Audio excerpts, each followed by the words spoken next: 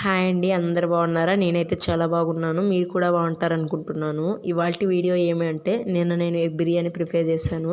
అది అందరితో షేర్ చేసుకుందాం అనేసి వీడియో తీసుకున్నాను. అదే ఇవాల్టి మన వీడియో.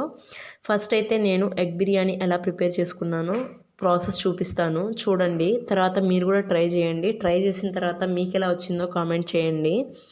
నేనైతే ఎగ్ బిర్యానీ ఎలా ప్రిపేర్ చేసుకుంటాను. ఫస్ట్ అయితే నేను ఎగ్ బిర్యానీకి కావాల్సిన ఇంగ్రీడియంట్స్ అన్నీ సిద్ధం చేసి పెట్టుకున్నాను. ఏమేమి సిద్ధం చేసి పెట్టుకున్నానో చూపిస్తాను, చూడండి.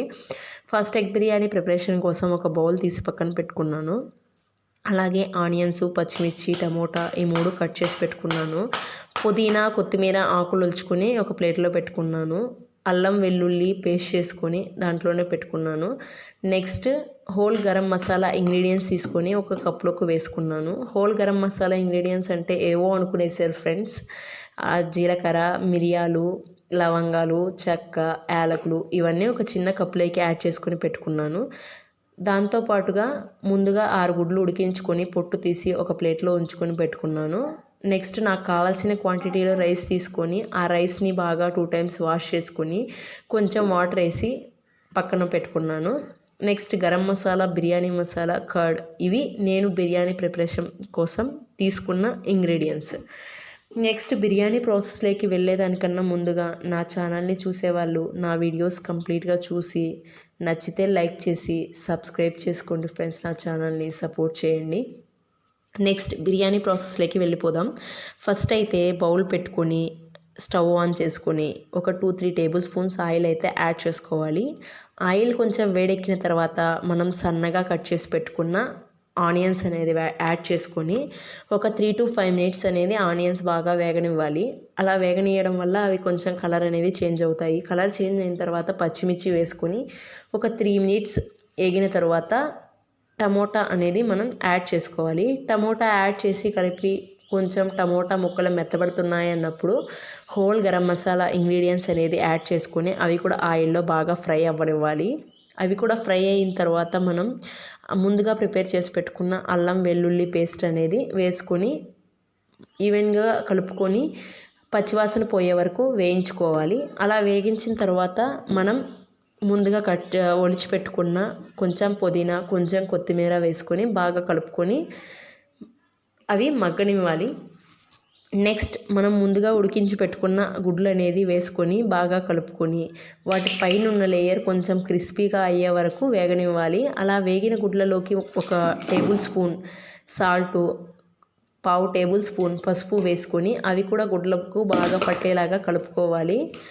అలాగే ఒక 2-3 మినిట్స్ ఉంచి కొంచెం 1/2 కప్పు దాకా కర్డ్ వేసుకొని బాగా కలుపుకోవాలి. కర్డ్ యాడ్ చేయడం వల్ల బిర్యానీ అనేది టేస్ట్ బాగుంటుంది. సో కర్డ్ వేసిన తర్వాత వేపుకొని తర్వాత మనం హోల్ గరం మసాలా ఇంగ్రీడియంట్స్ కొంచెం యాడ్ చేసుకోవాలి. బిర్యానీ మసాలా కొంచెం గరం మసాలా, నెక్స్ట్ కొంచెం నేను ఎగ్ కర్రీ మసాలా కూడా యాడ్ చేశాను ఫ్రెండ్స్. దాంతోపాటు ఒక చిటికెడు ధనియాల పొడి, టేస్ట్కి సరిపడా కొంచెం కారం యాడ్ చేసుకొని బాగా మిక్స్ చేసుకున్నాను. అలా మిక్స్ చేసుకున్న తర్వాత మిశ్రమం అంతా గుడ్లకు పట్టే వరకు ఒక 2-3 మినిట్స్ అలాగే వేపి తర్వాత ఎగ్స్ అనేది ఒక ప్లేట్లోకి తీసి పక్కన పెట్టుకున్నాను. ఎగ్స్ అనేవి ఎందుకు తీసేసాను అంటే రైస్ కూడా దాంట్లో వేసి కుక్ చేసుకుంటాం కాబట్టి ఎగ్స్ అనేవి గట్టిపడిపోకుండా లేదంటే పగిలిపోకుండా ఉండడానికి తీసి పక్కన పెట్టుకున్నాను. రైస్ ఒక 70% కుక్ అయిన తర్వాత మనం ఎగ్స్ అనేది యాడ్ చేసుకుంటాం ఫ్రెండ్స్.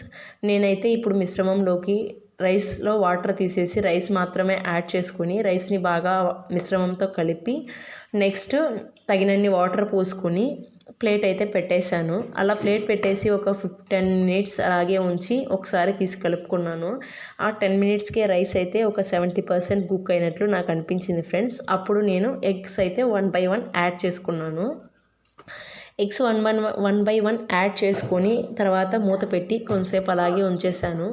ఒక 7 మినిట్స్ అలాగే ఉంచి నేను నెక్స్ట్ మూత తీసిన తర్వాత ఒక 90% రైస్ అనేది నాకు కుక్ అయిపోయింది. అప్పుడే నేను ముందుగా అలాగే ఉంచుకున్న కొంచెం పుదీనా కొంచెం కొత్తిమీర యాడ్ చేసి ప్లేట్ అలాగే పైన పెట్టేశాను. సో ఫైనల్గా నాకైతే ఎగ్ బిర్యానీ అనేది రెడీ అయిపోయింది. ఎగ్ బిర్యానీ టేస్ట్ అనేది సూపర్గా వచ్చింది. నేను ఫస్ట్ టైం ఇదే ప్రిపేర్ చేయడం. మీరు కూడా ఇలా చేయండి. మీకు ఎలా వచ్చిందో నాకు కామెంట్ చేయండి. నేనైతే ఫైనల్గా ప్లేట్లో పెట్టుకుని బాగా తిన్నాను ఫ్రెండ్స్. సబ్స్క్రైబ్ చేసుకోండి ఫ్రెండ్స్ ఛానల్.